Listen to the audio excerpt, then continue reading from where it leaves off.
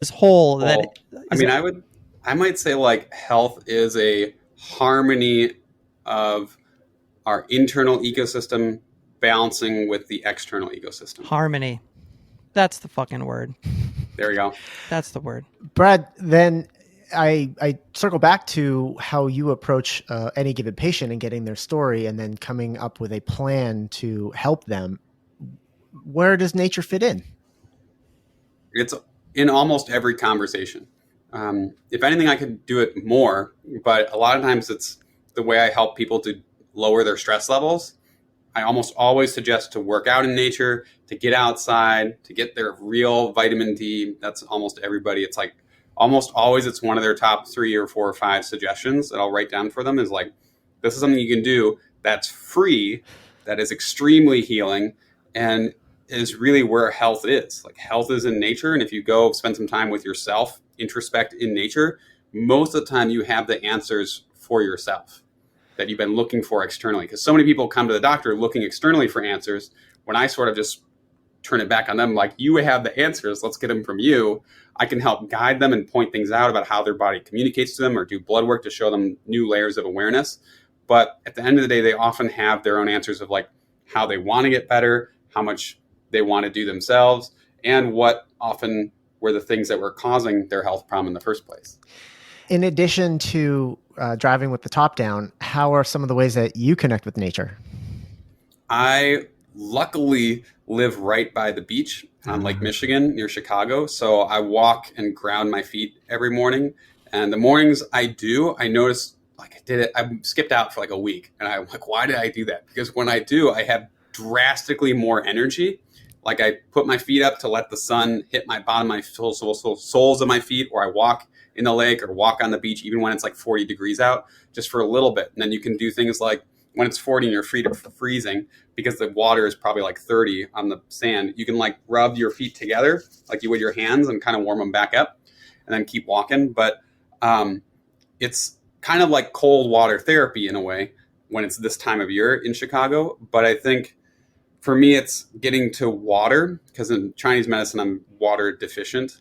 So I think like getting near water or watching the sunrise and sunset are two crucial ones. And the sunrise sunset is probably more important than being near water for most people, just because how it impacts your cortisol rhythms and your melatonin sleep wake cycles, which is probably the first way to regulate anybody's autonomic nervous system is getting their sleep wake cycles and energy cycles regulated, which are so thrown off by all the blue light and the devices that we use and how we stay up way past the sun going down and we don't see the sunrise, we don't see the sunset, so disconnected from the rhythms of the day.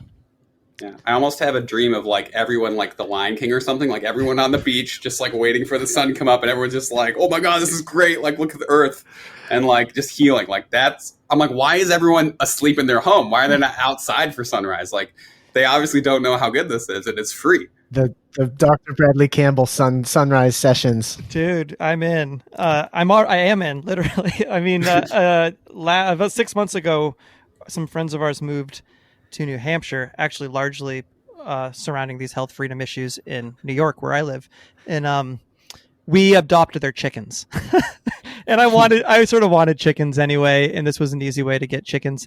But when you have chickens, I rise when the rooster crows, I rise when the rooster crows. I mean, that shit is true, that old song.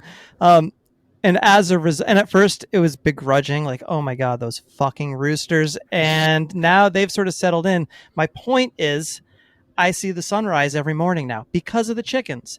They've gotten me on the circadian rhythm. It's partly because I've been home more than I've ever been for the last 20 years since I was sort of kicked off the road 2 years ago. And there's my garden and there's the bees and my watering and the cats. We never had cats. Now we have cats, but the chickens, sort of like they were already on the beach taking in the sunrise, and now I'm joining their party, and it's been so good for me. Because I think even if I was getting up early, I would probably peel myself out of bed and make my coffee and like maybe sit at the kitchen table and collect my thoughts. Now the first thing I do is I go outdoors, and I have How do you find that's helped your mental or physical health? Well, like you said, habit stacking, right? Like and I like to qualify this because it's a privilege that I have been able to devote the time and energy to pursue all of these modalities, because I'm essentially an unemployed musician, right? My wife has a job working in the family business, which is running an event center down the road called the Ashokan Center. But I know we homeschool the kids, and my time is my own, really, for the first time in my life. To, as Ben and I have often said, like, we're on this self prescribed graduate course in what it means to be healthy. So I can throw myself into the fire and all the modalities, and this is just one more in my habit stacking. And so how does it manifest in health? I just generally feel fucking great pretty much pretty much all the time. And I specifically asked Tom Cowan about ways to mitigate the bombardment of EMF. And because we do occasionally get out on the highway and we go to a festival in Florida because they're the only ones that'll have us. And it's not lost on me the parade of more and more and more and more cell phone towers.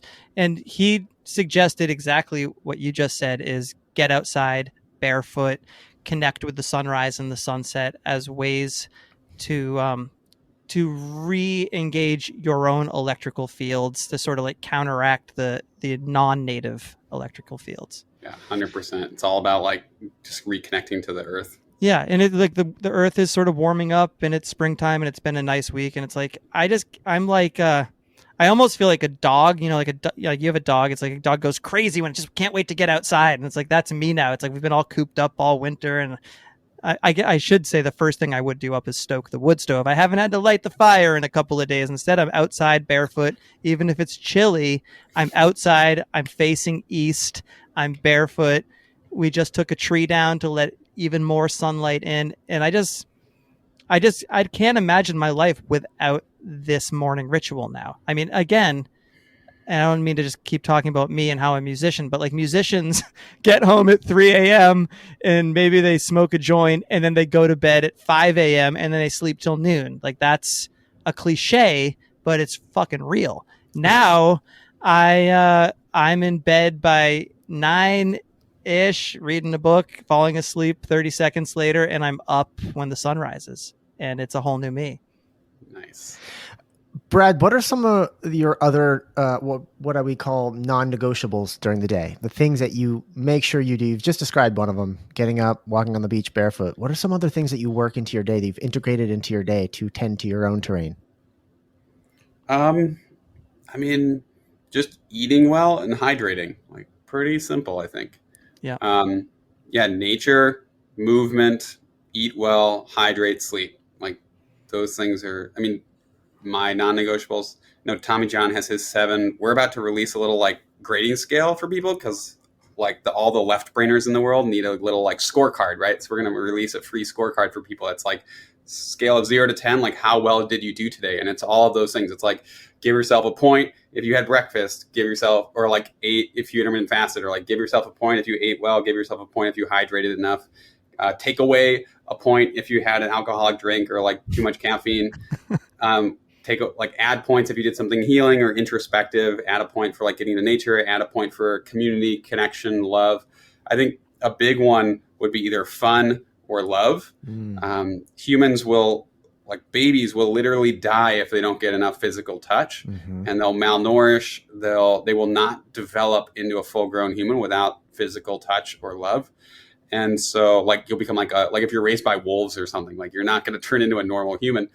So I think like the connection and community everyone's been lacking and longing for is one of the big things I talk to patients a lot about now, is like regaining community, regaining physical touch with whomever they feel most comfortable with, and vitamin F, which is having fun. Like, a lot of people are not playful. They've lost the sense of how to interact with others, and having fun, being playful, doing activities and sports and things is like my best biohack in terms of health. Is like, what's the most fun, whether it's playing music or sports or doing like a stand-up comedy class and getting yourself into some new hobby type thing. I think fun is drastically underrated.